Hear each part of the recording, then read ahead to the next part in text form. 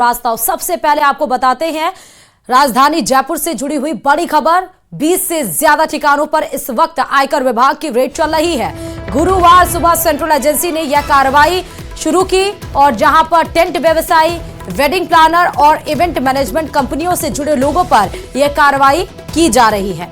कारोबारियों की लिस्ट में सबसे बड़ा नाम तालुका टेंट, भावना चारण, प्रीतेश शर्मा और गुंजल सिंघल का है। इन लोगों से जुड़े श्यामनगर, बनी पार्क, टोक रोड और सी स्कीम समेत अन्य जगहों पर छापेमारी की कार्रवाई की जा रही है। तो 20 ठिकानों पर आईटी की कार्रवाई लगातार चल रही है। आयकर विभाग की ओर से बरामद हुए हैं कई सारी चीजें और हेरफेर, करोड़ों रुपए के इनकम टैक्स की हेरफेर की आशंका इनकम टैक्स को लगी थी। उसके बाद से आईटी की कार्रवाई सुबह से ही जारी है। 20 ठिकानों से ज्यादा पे ये कार्रवाई की जा रही है, जिसमें वेडिंग प्लानर से लेकर तमाम लोग शामिल हैं। राजधानी जयपुर में कई इवेंट प्लानर्स, मतलब वेडिंग प्लानर्स और टेंट हाउस संचालकों के खिलाफ आज आईटी की रेड देखने को मिली है। जयपुर के कई इलाकों में आईटी डिपार्टमेंट की जो टीम है वो आज छापामारी करने के लिए पहुंची और हम दिखा रहे हैं जयपुर में गवर्नमेंट प्रेस के ठीक सामने तालुका टेंट डीलर और उसके अलावा कई अन्य फर्म्स जहां पर टैक्स चोरी के आरोप हैं, इनकम टैक्स चोरी के आरोप हैं और उसी के चलते शिकायतों की वजह से इनकम टैक्स की रेड देखने को मिली है। यहां पर भी कुछ घंटों से आईटी विभाग की जो टीम है वो कार्रवाई करने के लिए पहुंची। इसके अलावा जयपुर के बनी पार्क, टोक रोड, श्यामनगर, सी स्कीम के अलावा और भी अन्य जगहों पर ये रेड देखने को मिली है। इनमें इवेंट और वेडिंग प्लानर है, साथ में टेंट हाउस संचालक है, जिनके यहाँ पर आईटी की टीम कार्रवाई कर रही है। और अभी तक फिलहाल आईटी की जो अधिकारी है, इनकम टैक्स के अधिकारी, उन्होंने कुछ बोलने से इनकार कर दिया, लेकिन माना यही जा रहा है कि टैक्स चोरी के मामले में ये रेड देखने को मिली है और उसका ब्यौरा जो है कुछ समय बाद साफ हो पाएगा। कैमरा पर्सन अविनाश के साथ विष्णु शर्मा, न्यूज 18 राजस्थान, जयपुर। और बड़ी खबर इस बीच आपको बता रहे हैं, संसद के बाहर बाबा साहेब अंबेडकर को लेकर जो प्रदर्शन चल रहा था, उस बीच में बीजेपी सांसद प्रताप सारंगी को चोट लगी थी और अब उनको देखने के लिए 3 केंद्रीय मंत्री आरएमएल अस्पताल पहुंचे हैं। जी हां, 3 केंद्रीय मंत्री सीधे आरएमएल अस्पताल पहुंचे हैं, जहां पर बीजेपी सांसद प्रताप सारंगी का इलाज किया जा रहा है। उसमें से प्रहलाद जोशी और पीयूष गोयल आरएमएल अस्पताल पहुंचे हैं। बताते चले कि संसद में हुई धक्का मुक्की में प्रताप सारंगी घायल हो गए थे, सर पर उनको चोट आई थी और बीजेपी का राहुल गांधी पर धक्का मुक्की का आरोप भी लगाया गया है। सारंगी से मिलने जा रहे हैं शिवराज सिंह चौहान, प्रहलाद जोशी, वहीं पीयूष गोयल भी आपको बता रहे हैं कि पहुंच चुके हैं। तो बीजेपी जो मंत्री हैं वो 3 केंद्रीय मंत्री फिलहाल आरएमएल करता हूं, इसको मैं खंडन करता हूं। First of all, see, let me be very clear, Makar Dwar is the main entry gate of the members of parliament to both Lok Sabha and Rajya Sabha. The Congress and their other MPs kept on standing on that particular location, and they have been showing placards and doing all sloganeering for an entire session. Today, for the first time, the NDA MPs went there to protest against the insult of Ambedkar by Congress party since 1951. And all the Congress conduct of opposing reservations and insult of the SC, ST and OBC communities, for the first time the NDA MPs went there to protest. While the NDA MPs are on the protest at Makkar Dwar, the main gate, the Congress MPs led by Rahul Gandhi came and assaulted, pushed 2 MPs of BJP and pushed around other MPs also. 2 of the BJP MPs, Pratap Singh Sarangi and Mukesh Rajput, they received very grievous injury. So, I want to tell Rahul Gandhi, if you resort to this kind of physical violence, if... तो किरण रिज्जू को आप सुन रहे थे, संसद के बाहर जो हलचल हो रही थी उस बीच में क्या हुआ उसको वो इलैबोरेट कर रहे थे। चलिए अब खबरों में आगे बढ़ते हुए सीधे आपको बताते चले कि राजस्थान विधानसभा चुनाव में भले ही अभी 4 साल बाकी हो, उपचुनाव में करारी शिकस्त पर जिम्मेदारी तय ना हुई हो, लेकिन कांग्रेस की तरफ से अगला मुख्यमंत्री कौन होगा, इसकी चर्चा अभी से ही तेज हो गई है। देखिए रिपोर्ट।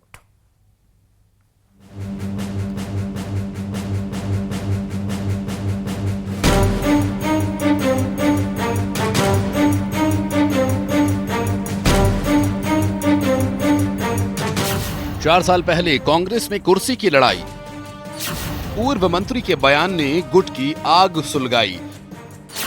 वही ढर्रा वही राग, कौन नेता किसके साथ, लंबे समय बाद प्रदेश कांग्रेस के दिग्गज नेता बड़े प्रदर्शन के दौरान एक साथ एक मंच पर जुटे, एक दूसरे को देखा और गिले शिकवे भुलाकर मुस्कुराए। और इतना ही नहीं, बीजेपी सरकार के खिलाफ सड़क पर एकजुट होकर संघर्ष करते नजर आए। तस्वीरें देखकर लगा कि कांग्रेस फिर मजबूती की राह पर है। और गहलोत साहब मुस्कुरा रहे हैं, आपको क्या लगता है? उनकी भी अनुमति है, सबकी इसमें सहमति है। मेरे भी आप सब सहमत हैं। कांग्रेस में मजबूती की चर्चा हो ही रही थी कि पूर्व मंत्री गोविंद राम मेघवाल के एक बयान ने सारी एकजुटता की हवा निकाल दी। गोविंद राम मेघवाल इस वीडियो में कहते नजर आ रहे हैं कि अधिकारियों में चर्चा है कि विधानसभा चुनाव में अगर फिर से कांग्रेस आई तो गहलोत सीएम बनेंगे। इस पर जब पत्रकारों ने सवाल किया तो उन्होंने इशारों में भी ये बात कर डाली कि सीएम की रेस में कांग्रेस की तरफ से अशोक गहलोत नंबर 1 हैं। पहले साल में ही इनके अधिकारी कहने लग गए कि आने वाले समय में अशोक गहलोत जी की सरकार पुणे बनेगी, कांग्रेस की सरकार बनेगी। क्यों? हमारा विकास बोर्ड। अगली बार मुख्यमंत्री फिर अभी से बना रहे हैं। देखिए, ये तो पार्टी तय करेगी। अरे अशोक गहलोत जी ने विकास के काम किए हैं तो बना सकते हैं, कोई पता थोड़ा ही। हमारे नेता है अशोक गहलोत जी, कोई बड़ी बात नहीं है। अभी रेस में है वो। रेस में नहीं तो वो तो 1 नंबर पे है, भाग रहे हैं। क्या बातें कर रहे हो लक्ष्मण जी? अशोक गहलोत जी जबरदस्त, वो उनका विकास बोल रहा है। पूर्व मंत्री के इस बयान पर अशोक गहलोत के पूर्व ओएसडी लोकेश शर्मा की प्रतिक्रिया भी सामने आई है। उन्होंने एक्स पर पोस्ट किया और लिखा, मैंने पहले ही कहा था, एक पार्टी जीतने और सरकार बनाने के लिए चुनाव लड़ती है, जबकि कांग्रेस पार्टी में अलग अलग नेता सीएम बनने तक ही सीमित रह जाते हैं। बस यही व्यक्तिगत स्वार्थ पार्टी हित पर हमेशा हावी रहता है, जिसका खामियाजा पूरी पार्टी को उठाना पड़ता है। कांग्रेस नेताओं में गुटबाजी किसी से छिपी नहीं है। हाल ही में प्रदेश कार्यकारिणी के पोस्टर में सचिन पायलट का फोटो न होने से उनके समर्थकों ने हंगामा कर दिया था। पीसीसी चीफ गोविंद सिंह डोटासरा ने ऐसे नेताओं को सख्त हिदायत दी थी कि गुटबाजी करने वालों को पार्टी छोड़कर चले जाने के लिए कहा था। इन सब के बावजूद पूर्व मंत्री का कुर्सी को लेकर बयान देना सब कुछ ठीक नहीं होने का संकेत दे रहा है। Report news 18 Rajasthan.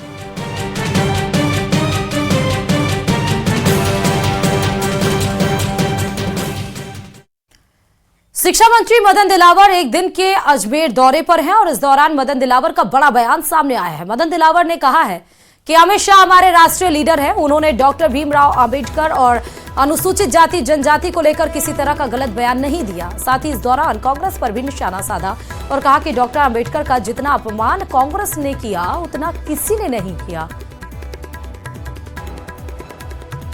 सुनिए जरा मदन दिलावर ने क्या कुछ कहा है। अमित शाह जी हमारे राष्ट्रीय लीडर हैं और उन्होंने कोई अनुसूचित जनजाति के खिलाफ किसी प्रकार का बयान नहीं दिया। उन्होंने कहा है कि डॉक्टर अंबेडकर जी का जितना अपमान कांग्रेस ने किया किसी ने नहीं किया। कांग्रेस ने राजघाट पर उनका अंतिम संस्कार तक नहीं होने दिया। उनका चित्र कांग्रेस के होते हुए कभी लोकसभा में नहीं लगा।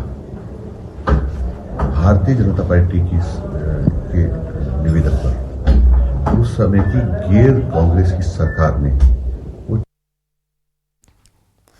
डॉक्टर भीमराव अंबेडकर के मामले को लेकर दिल्ली के संसद भवन परिसर में सियासी संग्राम चल रहा। संसद भवन के मकर गेट पर बीजेपी सांसद प्रदर्शन कर रहे। भीमराव अंबेडकर के मामले को लेकर प्रदेश बीजेपी अध्यक्ष और राज्यसभा सांसद मदन राठौड़ ने कहा कि कांग्रेस को माफी मांगनी चाहिए। कांग्रेस ने कई बार संविधान की हत्या की। कांग्रेस ने संविधान को तोड़ा और आपातकाल लगाया। क्या कुछ और कहा है वो भी आपको सुनाते हैं। कांग्रेस को माफी मांगनी चाहिए। संविधान की हत्या कांग्रेस ने की है, कई बार की है, एक बार नहीं कई बार की है। शाहबानो के प्रकरण में भी उन्होंने संविधान को तोड़ा और आपातकाल लगाया देश के अंदर 1975 में और कई लोगों निर्दोष लोगों को गिरफ्तार करके जेलों में ठूंस दिया। संविधान की हत्या उन्होंने की है। दूसरा, अभी जो ये बाबा साहब अम्बेडकर को लेकर के कांग्रेस जो अमित शाह जी का वक्तव्य तोड़ मरोड़ के पेश कर रहे हैं, ये इसे उनको शर्म आनी चाहिए। पूरा वक्तव्य देते तो सब समझ में आ जाता कि क्या कहा उन्होंने। उन्होंने अम्बेडकर जी की और प्रतिभा को और बढ़ाया है। और चलिए इस बीच आपको अजमेर जिले से जुड़ी हुई बड़ी खबर बता दें। किशनगढ़ में पुराने रेलवे स्टेशन पर धमाका हुआ है। निर्माणाधीन अंडरपास में काम के दौरान ब्लास्ट हुआ और गैस कटर से ड्रम को काटते समय यह बड़ा धमाका हुआ। मौके पर काम कर रहे मजदूरों में हड़कंप मच गया। हादसे में सुपरवाइजर गंभीर रूप से घायल बताए जा रहे हैं, जिनको अजमेर रेफर कर दिया गया है। गांधीनगर थाना पुलिस धमाके की जांच में जुट गई है। तो ये तस्वीरें आपको दिखा रहे हैं। गैस कटर से ड्रम को काटते समय ये तेज धमाका हुआ, जिसमें सुपरवाइजर को चोट आई है। सीधे उनको हॉस्पिटल ले जाया गया, जहां पर प्राथमिक उपचार किया गया, लेकिन गंभीर अवस्था होने की वजह से उनको अजमेर रेफर कर दिया गया है। सीधे तस्वीरें आपको दिखा रहे हैं। निर्माणाधीन अंडरपास में काम के दौरान ये ब्लास्ट हुआ है। गांधीनगर थाना पुलिस मौके पर पहुंच चुकी है और धमाके की जांच में जुट चुकी है कि आखिर ये धमाका कैसे हुआ। निर्माणाधीन अंडरपास में काम के दौरान ये ब्लास्ट की सीधे तस्वीरें आपको दिखा रहे हैं। और सुपरवाइजर जो उसमें घायल हुआ था, उनकी अवस्था, उनकी जो कंडीशन है वो बेहद ज्यादा गंभीर बताई जा रही है, जिन्हें अजमेर रेफर किया गया है। मौके पर जो मजदूर काम कर रहे थे, जब वो तेज धमाका हुआ उस दरमियान हड़कंप मच गया। गैस कटर से ड्रम को काटते समय ये धमाका बताया जा रहा है। अंडरपास में काम चल रहा था, निर्माणाधीन अंडरपास में। उस दरमियान गैस कटर से जब ड्रम काटा जा रहा था, एक तेज ब्लास्ट हुआ और काम कर रहे मजदूरों में हड़कंप मच गया। अजमेर जिले से बड़ी खबर है ये।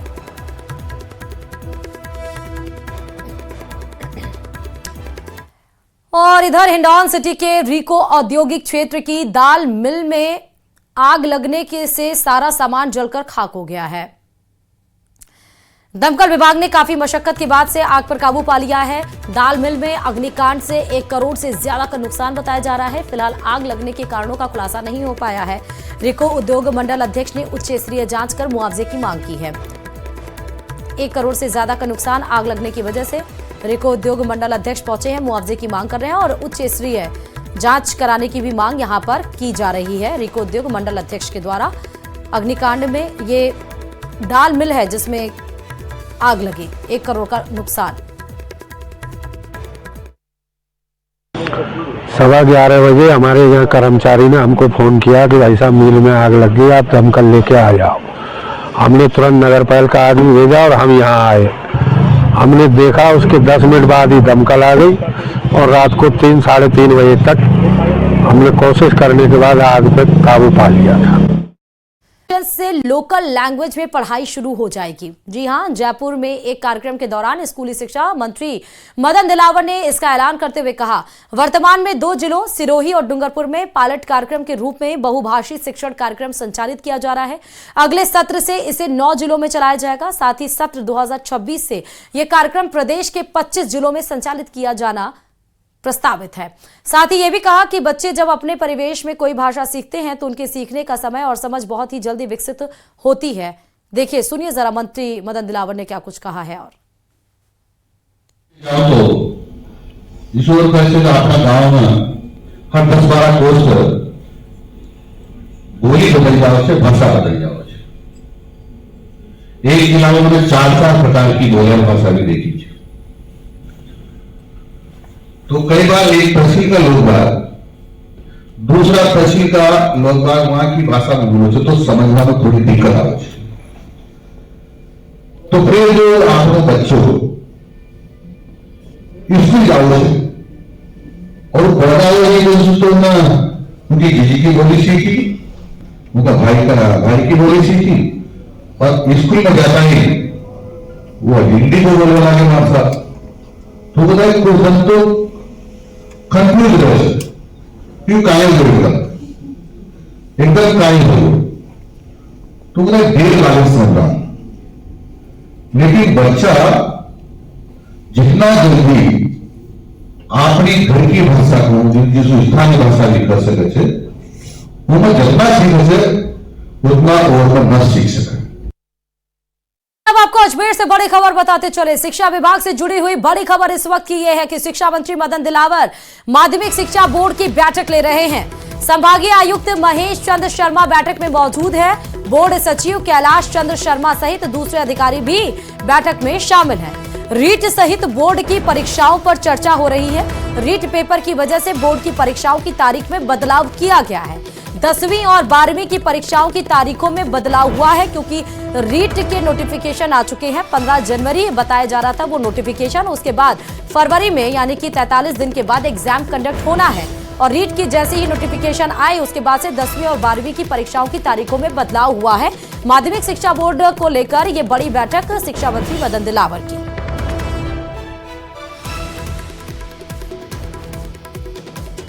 तो सीधे तस्वीरें आपको शिक्षा अजमेर से बड़ी खबर शिक्षा विभाग से जुड़ी हुई, जहां बैठक चल रही है। विभाग के अंदर की ये सीधे तस्वीरें आपको दिखा रहे हैं उस रूम की, जहां पर अधिकारी मौजूद हैं। बोर्ड सचिव कैलाश चंद्र शर्मा सहित दूसरे अधिकारी भी शामिल हैं। झुंझुनू की खबर है, जहां पर माननगर में एक दुकान को लेकर देर शाम 2 पक्षों में विवाद हो गया। दोनों पक्षों में पहले कहासुनी हुई, इसके बाद मारपीट हुई। आपसी झगड़े में बीच बचाव करने आए 2 से 3 महिलाओं को चोट भी आ गई। जानकारी के मुताबिक माननगर स्थित एक दुकान के लिए दुकान मालिक और किराएदार के बीच काफी समय से किराए और दुकान खाली करने को लेकर विवाद चल रहा है। सूचना के बाद मौके पर पहुंची कोतवाली पुलिस ने एक युवक को हिरासत में भी लिया। सीधे तस्वीरें भी आपको झुंझुनू के माननगर की दिखा रहे हैं।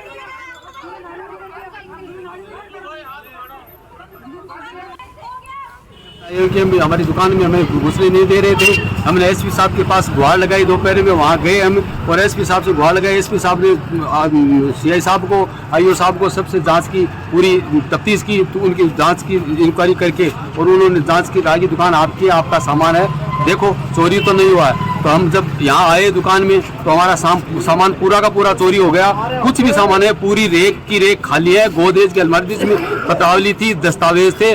मैं सामाजिक कार्यकर्ता हूँ, इसलिए सामाजिक कार्यकर्ता होने के नाते उसमें श्रीगंगानगर से आपको खबर बताते चले, जहां पर लगातार धर्मांतरण की गतिविधियां बढ़ रही हैं और उनको रोकने के लिए पंचायती धर्मशाला में सर्व समाज के जन जागरण बैठक का आयोजन किया गया। सर्व समाज की जन जागरण बैठक में सिख जत्थेदारों, साधु संतों ने श्रीगंगानगर सहित पंजाब और राजस्थान में बढ़ रहे धर्मांतरण को लेकर आक्रोश जताया है। साथ ही सर्व समाज के साधु संतों ने युवा पीढ़ी से अपने धार्मिक इतिहासों को पढ़ने और जानने की अपील की, जिससे धर्मांतरण के खिलाफ मजबूती से जन जागरूकता बढ़ाई जा सके।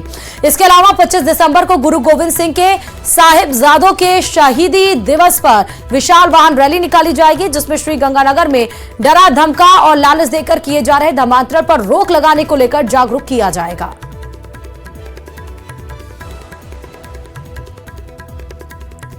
जहाँ भी हो और हमें उनका एक आशीर्वाद मिले, हमें जा रही है। पंजाब जिसका दंश झेल रहा है, उसका दंश श्री गंगानगर में लगभग गांवों के अंदर ये गतिविधियां बहुत ज़्यादा बढ़ गई है। इसके विरोध में आज युवाओं की एक बैठक का आयोजन किया गया था और बैठक में ये तय किया कि प्रत्येक गांव के अंदर इकाई गठित करेंगे और 25 दिसंबर को। और उनके पास न कोई विजन है, न कोई धर्म है, न कुछ है, केवल एक ही विजन है, पैसा दीजिए, अपनी तरफ कीजिए। इसलिए हम सब लोगों को जागृत होना पड़ेगा, केवल नारों से नहीं, मन से भी जागृत होना पड़ेगा, बल से भी जागृत होना पड़ेगा, धन से भी जागृत होना पड़ेगा, आयु से भी जागृत होना पड़ेगा। और जब हम सब इन चीजों से जागृत होंगे। और चलिए इस बीच आपको धौलपुर से बड़ी खबर बताते चले कि जहां पर एक डॉक्टर ने खुद को आग लगाई है। अपने ऊपर ज्वलनशील पदार्थ डालकर आग लगाई गई है। पत्नी और आसपास के लोगों ने आग को बुझाया। आग लगने से चिकित्सक बुरी तरह से झुलस गया। गंभीर हालत में हायर सेंटर रेफर किया गया है। अस्पताल के क्वार्टर में ही ये डॉक्टर रह रहा था। अलवर जिले के रहने वाले हैं डॉक्टर दिनेश नरूका। अभी आग लगने के कारणों का खुलासा नहीं हो पाया है। डॉक्टर सामुदायिक स्वास्थ्य केंद्र सैपऊ पर तैनात है और जहां पर उन्होंने सुसाइड करने की कोशिश की है। तस्वीर आपको दिखा रहे हैं, यही है डॉक्टर दिनेश नरूका।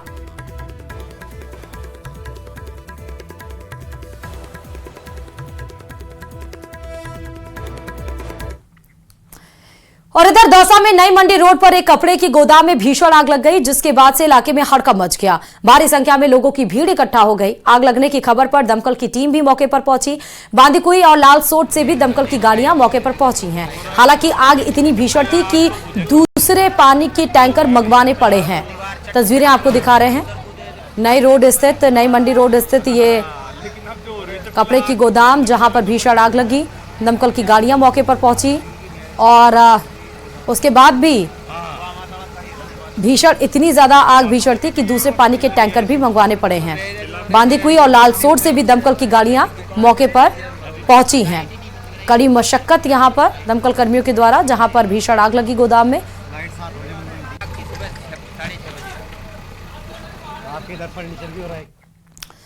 और चलिए जयपुर से इस बीच एक और बड़ी खबर आपको बता रहे हैं। समुद्री हादसे में रेनवाल का जवान शहीद हुआ है। जवान के शहीद होने की खबर से इलाके में शोक की लहर है। समुद्र में जहाज और बोट की टक्कर से यह हादसा हुआ। गेटवे ऑफ इंडिया से एलिफेंटा जाते समय यह भीषण हादसा हुआ। हादसे में 3 नेवी के जवान समेत 13 लोगों की मौत हो गई है। रेनवाल के जुनसिया गांव के रहने वाले थे जवान महेंद्र सिंह।